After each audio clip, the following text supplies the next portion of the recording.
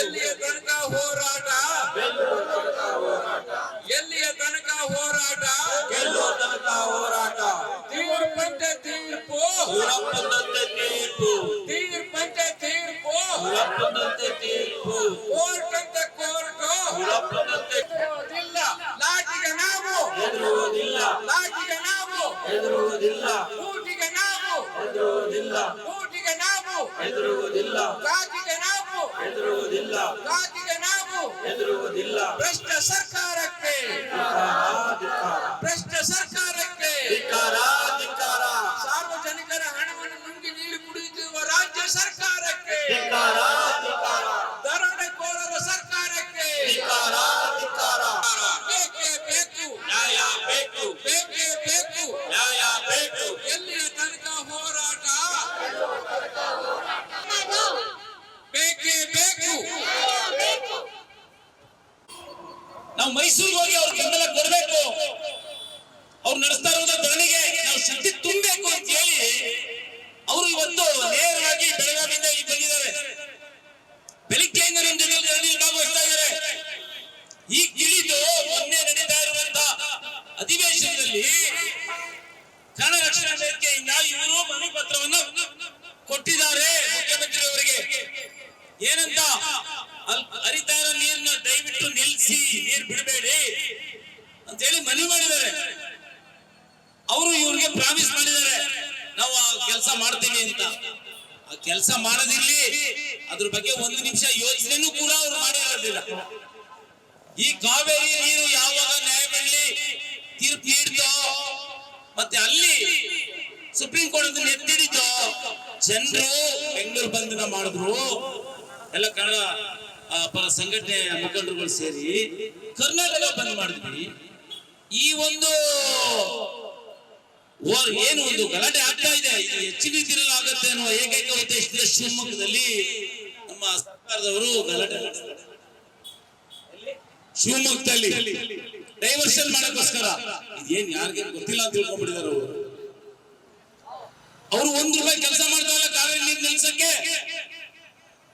ನಾವು ಅವತ್ತಿಂದ ಹೇಳ್ತಾ ಇದೀವಿ, ಖುದ್ದಾಗಿ ಅವ್ರು ನೀರು ಬಿಡ್ತಾ ಇದ್ದಾರೆ.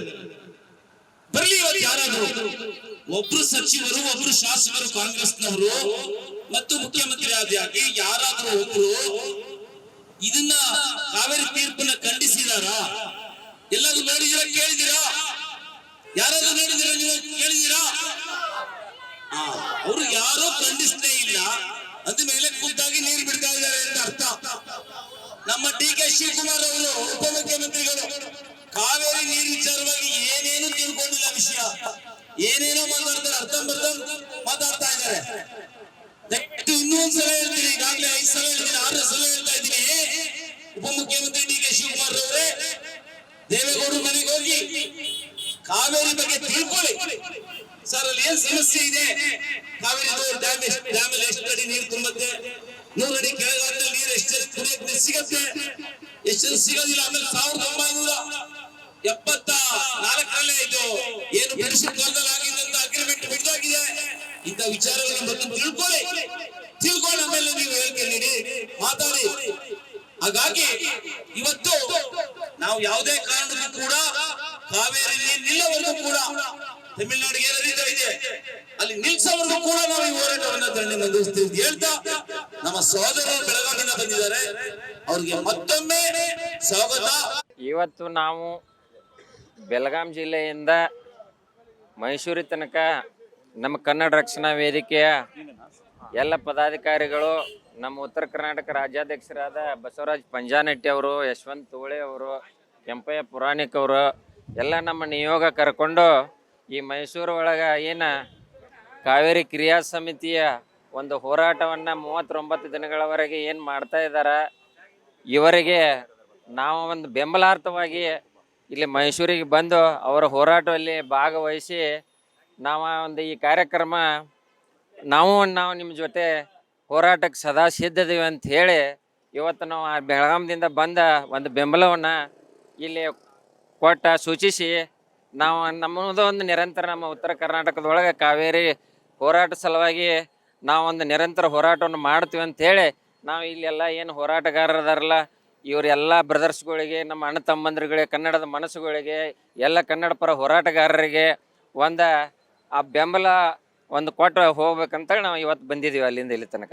ಗಂಭೀರವಾಗಿ ನಾವು ಈ ಒಂದು ಧರಣಿಯನ್ನು ಕಾವೇರಿ ನ್ಯಾಯ ಮಂಡಳಿ ಏನು ತೀರ್ಪು ನೀಡಿದೆ ಅದ್ರ ವಿರುದ್ಧ ಧರಣಿ ನಾವು ನಡೆಸ್ತಾ ಇದ್ದೀವಿ.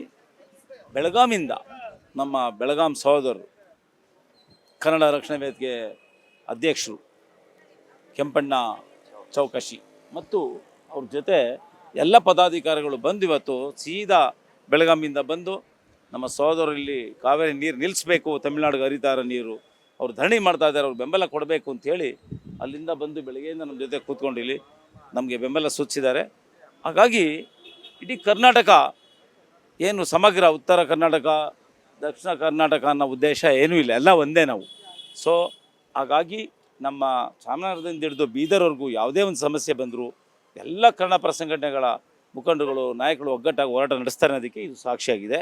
ಅವರು ಕೂಡ ಈಗಾಗಲೇ ಬೆಳಗಾಮಲ್ಲಿ ಅಧಿವೇಶನ ನಡೀಬೇಕಾದ್ರೆ ಮುಖ್ಯಮಂತ್ರಿಯವರಿಗೆ ಮನವಿ ಪತ್ರವನ್ನು ಕೂಡ ಅವರು ತಲುಪಿಸಿದ್ದಾರೆ. ಅದಕ್ಕೆ ಉತ್ತರ ಬಂದಿಲ್ಲ ಅಂತ ಈಗ ತಾನು ಹೇಳಿದ್ರು ಕೆಂಪಣ್ಣ ಅವರು, ಬಂದಿಲ್ಲ, ಉತ್ತರ ಬಂದಿಲ್ಲ ಅಂತೇಳಿ. ಹಾಗಾಗಿ ಉತ್ತರ ಈ ಕೂಡಲೇ ಬರಬೇಕು.